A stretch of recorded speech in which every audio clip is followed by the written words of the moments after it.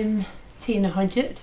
I'm a reverend and I'm in Portishead, part of a team ministry in quite a traditional parish church that are looking to rethink how we do mission in today's world.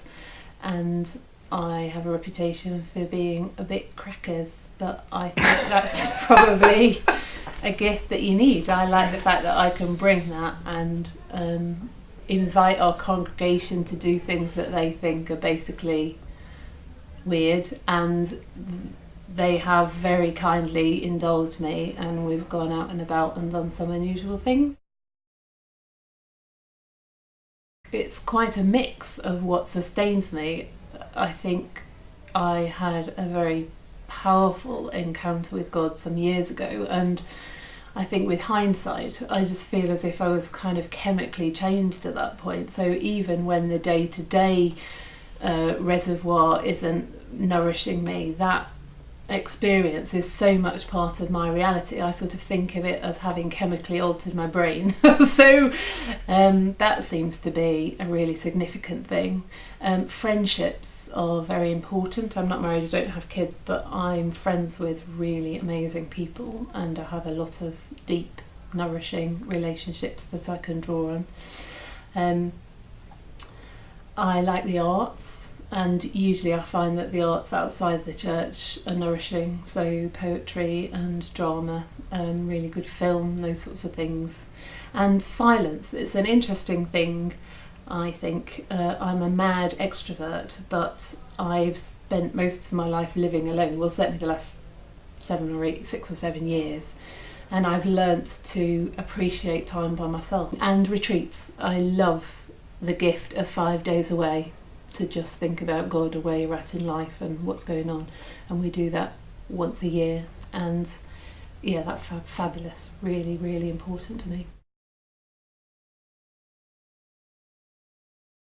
One of the interesting things I'm doing at the moment is working with the Chamber of Commerce, and I've been part of the Chamber of Commerce for a couple of years, and I'm a sort of self-appointed chaplain to these business people.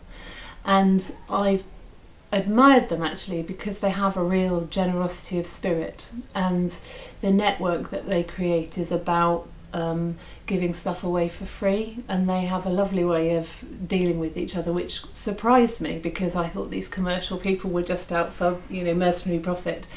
But it's a great community to be part of, and I've been asked now to go along the shop retailers to see if they'd open late on a Thursday through December.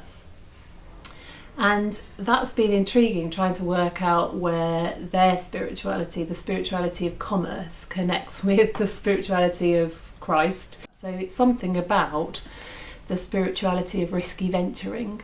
And I love that too. I remember sitting in church for years and years and years, too scared to do all the things that the leaders told us to do, and then one day just thinking, oh, for goodness sake, I'm not sitting here any longer, and thinking that in all those times we'd never been told to be brave as Christians. It had seemed a very safe thing, and all of a sudden I was owning my own desire for risk and adventure and taking on failure and all those sorts of things.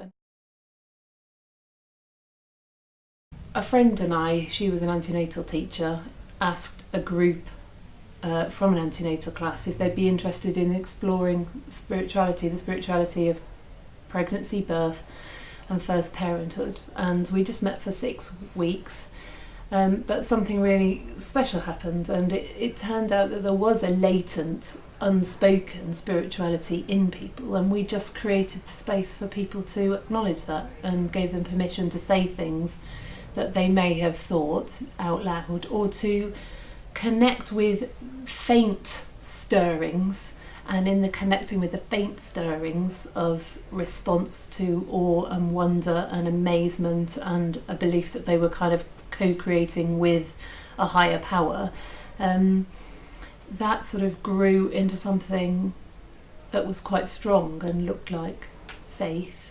And then when the babies got to be toddlers, it was quite difficult to meet together and have the deep kinds of conversations we'd been having.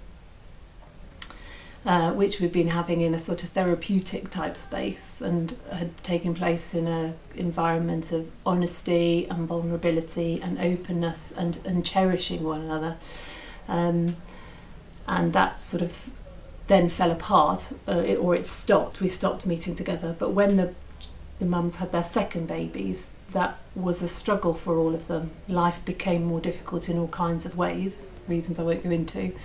And it seemed that out of those experiences of struggle, of labouring, their faith was born. And now 4 of the 5 ladies have asked if they can form a freestyle church, and they're quite serious about growing in faith and exploring together, and beginning to express, sort of go through spiritual practices themselves.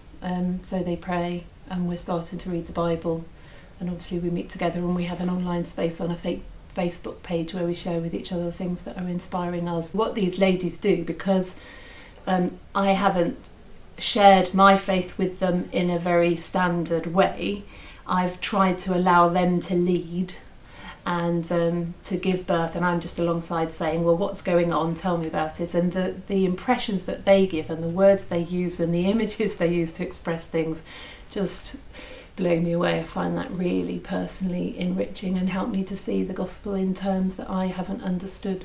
Lucy recently read the parable of the man who found the treasure in a field, and she said, how selfish was he that he went and he found it and then he went and put it back in the field and buried it. What about sharing it with others? She said. And it was an interpretation I'd never heard before, but it's right there in the text, isn't it? That's quite a selfish thing for him to have done, rather than to run around giving it away to everybody, which was obviously what she was thinking she might have done.